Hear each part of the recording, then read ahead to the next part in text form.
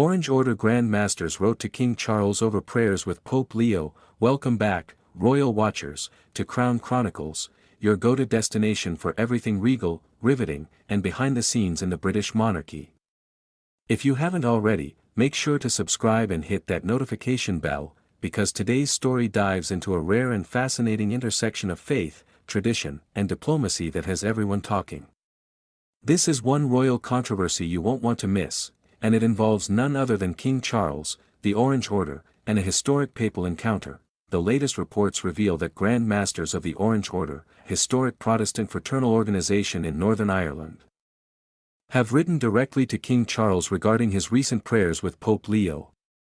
The letter reportedly expressed concerns and sought clarification about the monarch's participation in ecumenical and interfaith events, sparking a quiet but significant conversation about the balance of faith, monarchy, and public perception. Now, to put this into context, King Charles has long been seen as a modernizing force within the royal family. As heir to the throne and now as king, he has sought to show that the crown is inclusive, open, and reflective of a multi-faith society. His personal interest in interfaith dialogue, climate ethics, and community engagement has often placed him in situations that challenge centuries-old traditions, and this latest instance is no exception.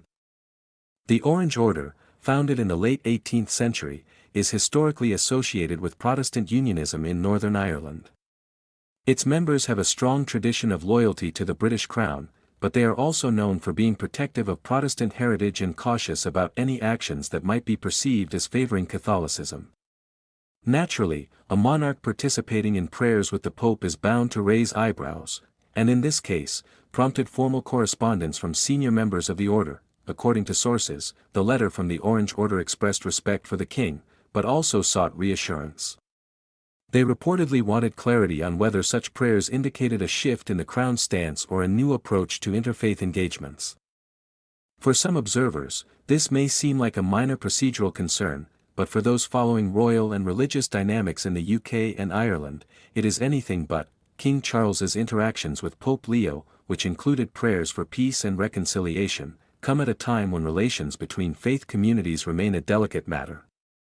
Northern Ireland, in particular, has a complex history of tension between Protestant and Catholic communities, and the Orange Order has traditionally been a vocal guardian of Protestant identity.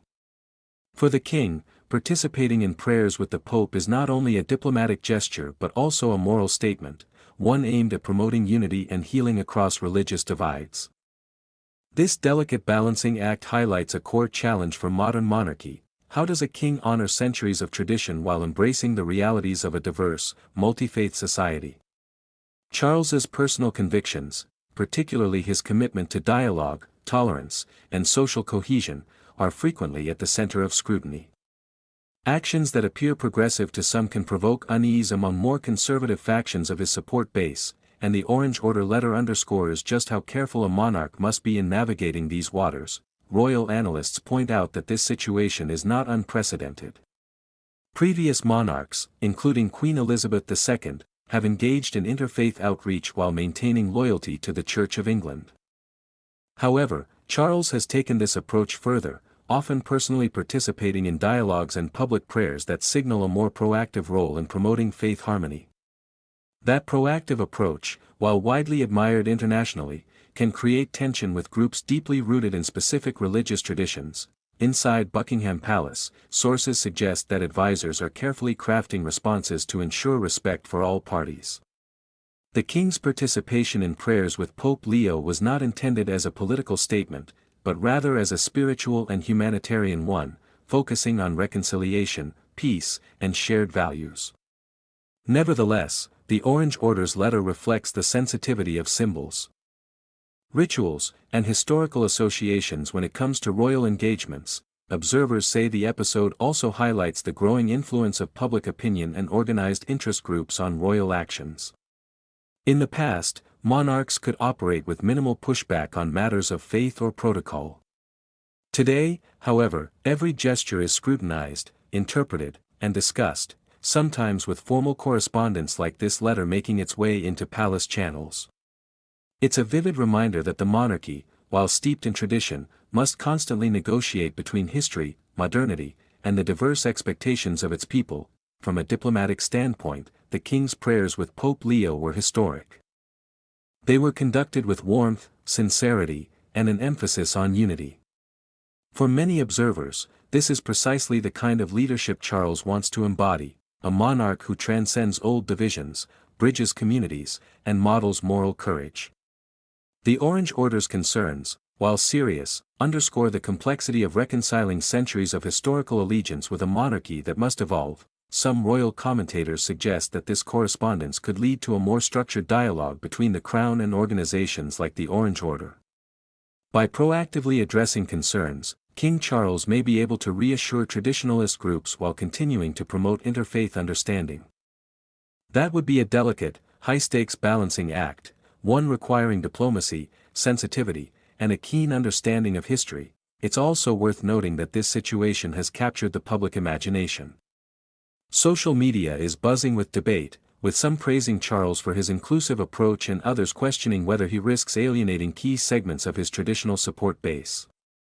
For a modern monarch, public perception is just as critical as protocol, and King Charles's every move, from prayers with the Pope to public speeches, is scrutinized for both symbolic and practical implications. Meanwhile, the Orange Order's outreach itself is historically significant.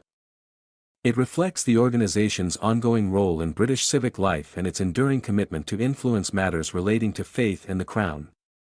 Their decision to write directly to the King demonstrates both respect and assertiveness, a combination that has shaped Northern Irish and UK politics for centuries. It's a reminder that monarchy doesn't operate in isolation, it is deeply intertwined with societal institutions, community organizations, and historical allegiances. For King Charles, navigating this moment successfully could enhance his legacy. By responding thoughtfully and respectfully to the Orange Order's concerns, he has an opportunity to demonstrate that the monarchy is adaptable, compassionate, and attuned to the complexities of a modern, multi-faith society. It's a delicate dance, but one that could solidify his reputation as a thoughtful and forward-thinking monarch. In the end, this story isn't just about prayers, letters, or protocol. It's about the enduring role of the monarchy in a world where faith, tradition, and modern values must coexist. King Charles is leading that effort in real time, and the Orange Order correspondence serves as a compelling snapshot of the challenges and responsibilities he faces. As the monarchy continues to evolve under King Charles's reign, episodes like this one remind us that the Crown must balance history with the present, honoring traditions while embracing progress. The world is watching, communities are engaged, and the dialogue between faith and royalty has never been more critical. So, royal watchers, what do you think? Is King Charles striking the right balance between tradition and modernity with his interfaith efforts, or does this highlight deeper tensions within the monarchy? Let us know your thoughts in the comments below, and make sure to subscribe to Crown Chronicles for more exclusive royal updates, behind-the-scenes insights, and stories from the very heart of the British monarchy. Because when it comes to the Crown, every gesture carries history, and every decision sparks conversation.